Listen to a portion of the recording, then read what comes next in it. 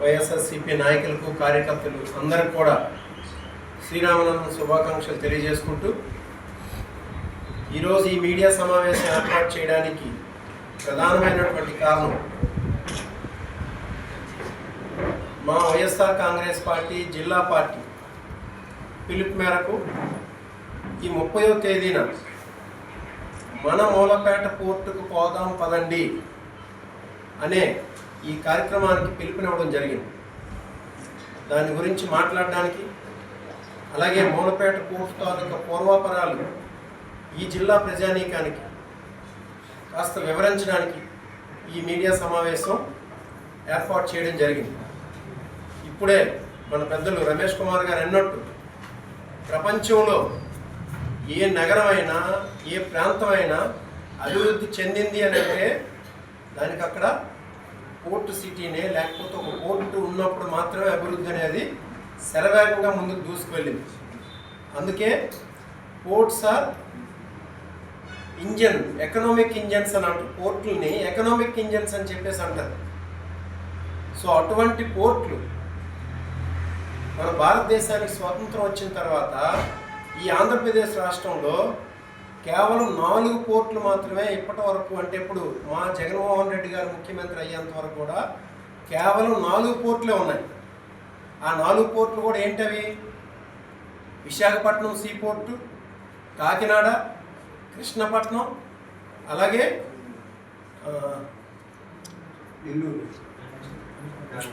అలాగే గంగవరం పోర్టు. ఈ 4 పోర్టులు ఉండేవి. ఈ 4 పోర్టుల్లో కూడా 2004-2009 మధ్యన కృష్ణపట్నం పోర్టు, గంగవరం పోర్టులు 2 కన్స్ట్రక్ట్ చేయబడ్డాయి. అంటే భారతదేశానికి స్వతంత్రం వచ్చిన తర్వాత 4 పోర్టులు ఉంటే 4 పోర్టుల్లో 2 పోర్టులని స్వర్గీయ రాజశేఖర రెడ్డి గారు మాత్రమే కన్స్ట్రక్ట్ చేశారు. కృష్ణపట్నం పోర్టు ఒకటి, గంగవరం పోర్టు ఒకటి. అంతకుముందు 2 పోర్టులు ఉండేవి, కాకినాడ, విశాఖపట్నం. అయితే ఈ 4 పోర్టులు ఉంటే మా జగన్మోహన్ రెడ్డి గారు మన ప్రీత ముఖ్యమంత్రిగా ఉండేటప్పుడు ఏకంగా 3 పోర్టులని 2019-24 మధ్యన ప్రారంభించడం జరిగింది.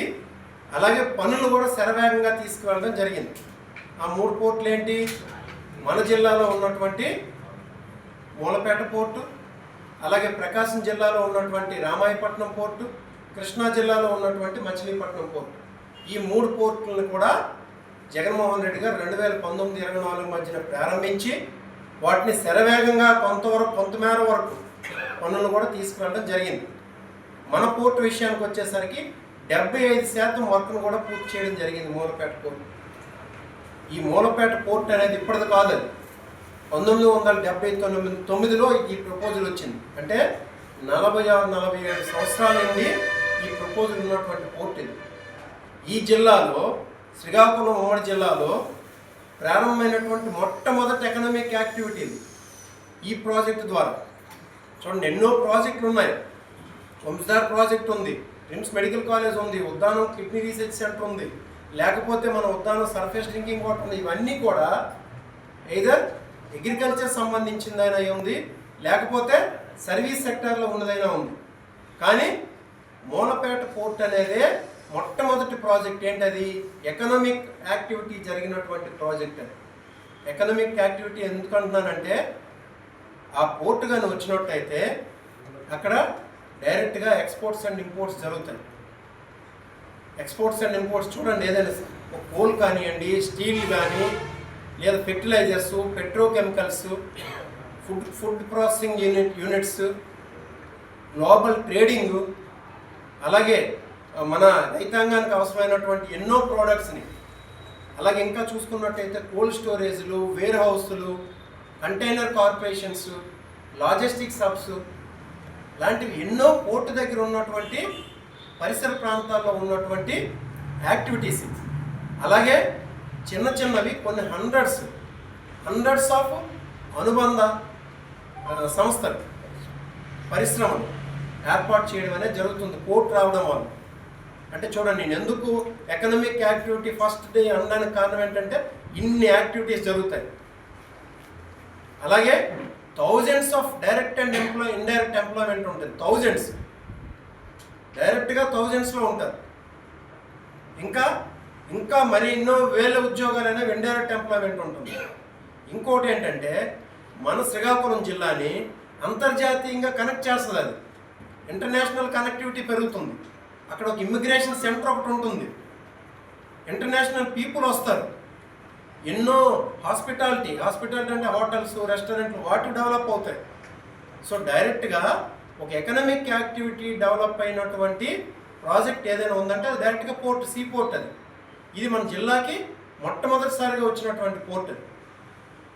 ఈ పోర్ట్ అనేది జగన్మోహన్ రెడ్డి గారు 2023లో శంకుస్థాపన చేయడం జరిగింది, ఏప్రిల్.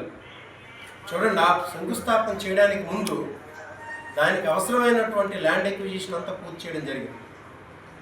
ఎంతో హడ్డిలతో కూడుకున్నటువంటి ల్యాండ్ ఎక్విజిషన్ అది. అలాంటి ల్యాండ్ ఎక్విజిషన్ కూడా పూర్తి చేయడం జరిగింది. అలాగే ఎన్నో పర్మిషన్స్ ఉండాలి పోర్ట్ అనేసరికి. State government, central government permissions, environmental, forest and climate change department నుండి పర్మిషన్ ఉండాలి. ఇమ్మిగ్రేషన్ డిపార్ట్మెంట్ నుండి అంటే మినిస్ట్రీ ఆఫ్ ఎక్స్టర్నల్ అఫైర్స్ నుండి ఉండాలి. అలాగే ఏపీ మ్యారిటైమ్ బోర్డు నుండి ఉండాలి. పొల్యూషన్ కంట్రోల్ బోర్డు నుండి ఉండాలి. డైరెక్టర్ జనరల్ ఆఫ్ షిప్పింగ్ నుండి ఉండాలి పర్మిషన్.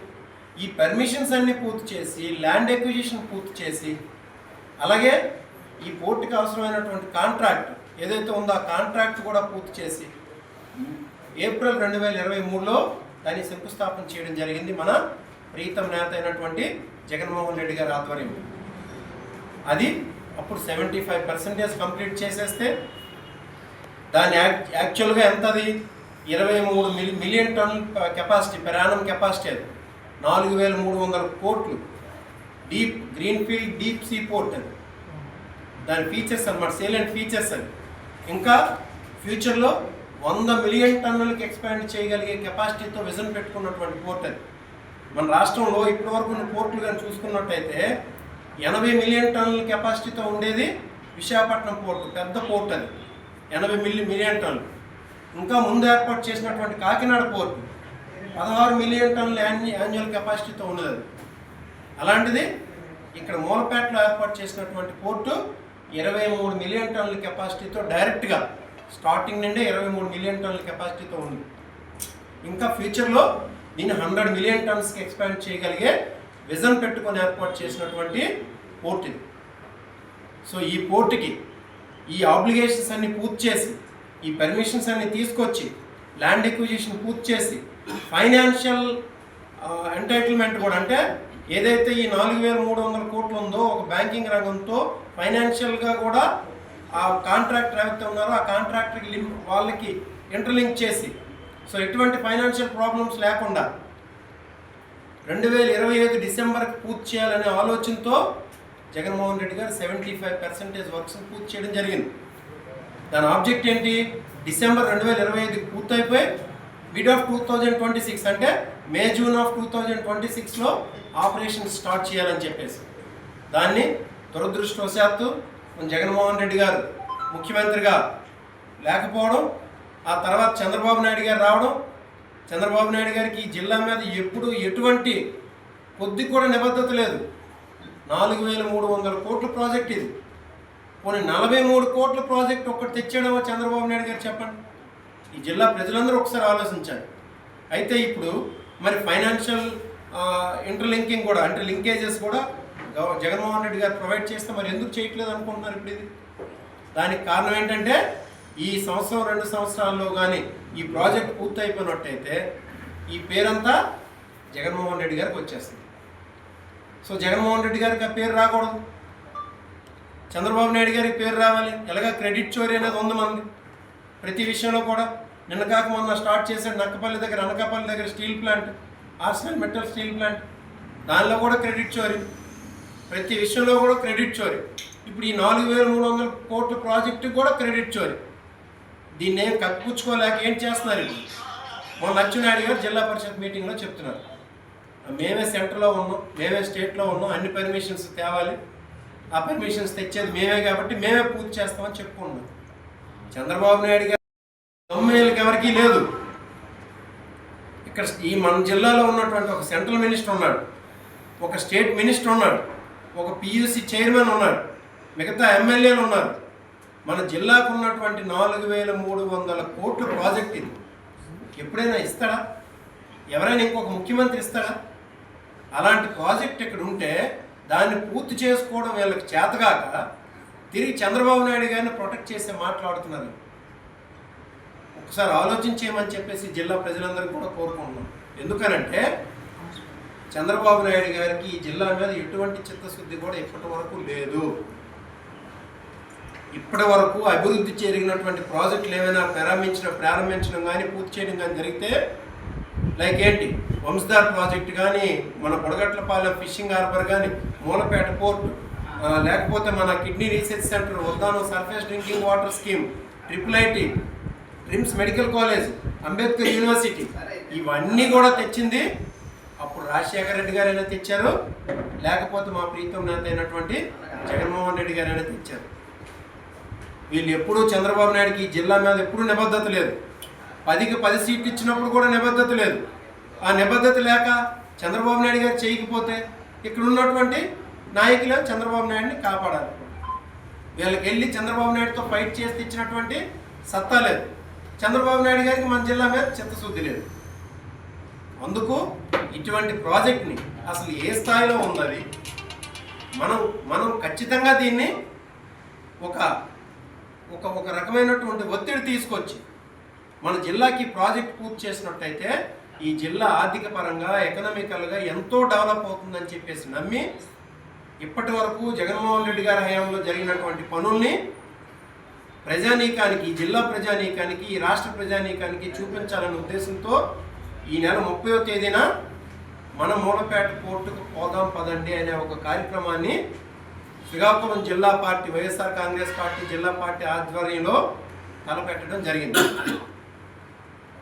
దీనివల్ల ఏంటంటే ప్రజానీకానికి తెలుస్తుంది జగన్మోహన్ రెడ్డి గారు ఏం చేశారు, చంద్రబాబు నాయుడు గారు ఎందుకు ఆపుతున్నారు, తెలుగుదేశం నాయకుల తాలూకా అనాసక్తి లేకపోతే వాళ్ళ చేతగనతనం ఏంటి అని చెప్పేసి ప్రజలకు తెలియజేయాలనే ఉద్దేశంతో ఈ నెల 30వ తేదీన తలపెట్టడం జరిగింది. సో ఆ కార్యక్రమానికి ప్రజానీకం అందరూ స్వచ్ఛందంగా వచ్చి పాల్గొని మన నియోజకవర్గం నుండి కూడా, అంటే మొత్తం 10 నియోజకవర్గాల నుండి కూడా ప్రజలను భాగస్వామ్యం చేయాలనే ఆలోచనతో ఈ కార్యక్రమం తలపెట్టడం జరిగింది. కాబట్టి మన నియోజకవర్గం నుండి కూడా పెద్ద ఎత్తున స్వచ్ఛందంగా ప్రజలు వచ్చి, ప్రజా సంఘాలు వచ్చి పాల్గొని ఈ కార్యక్రమాన్ని జయప్రదం చేస్తారని చెప్పి కోరుకుంటూ, అలాగే ఈ కార్యక్రమానికి ఉమ్మడి ఉత్తరాంధ్ర 3 జిల్లాలకు సంబంధించినటువంటి మొత్తం అందరు నేతలు కూడా 34, 35 ఎమ్మెల్యే కాన్స్టిట్యున్సీస్ ఉన్నాయి, అలాగే ఎంపీ కాన్స్టిట్యున్సీస్ ఉన్నాయి, ఎమ్మెల్సీలు ఉన్నారు.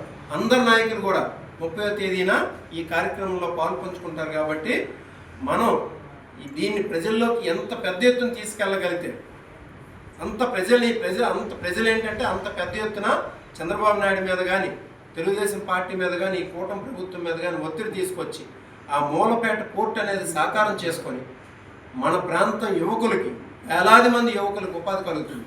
అలాగే ఎంతోమంది నిరుద్యోగులు ఉన్నారు, వాళ్ళందరూ కూడా ఉపాధి కలిగినటువంటి మూలపేట పోర్ట్ని అత్యంత తొందరగా సాధించుకునేలా ఈ ప్రయత్నం చేద్దామని చెప్పి తెలియజేసుకుంటూ ఇక్కడికి ఇచ్చేసినటువంటి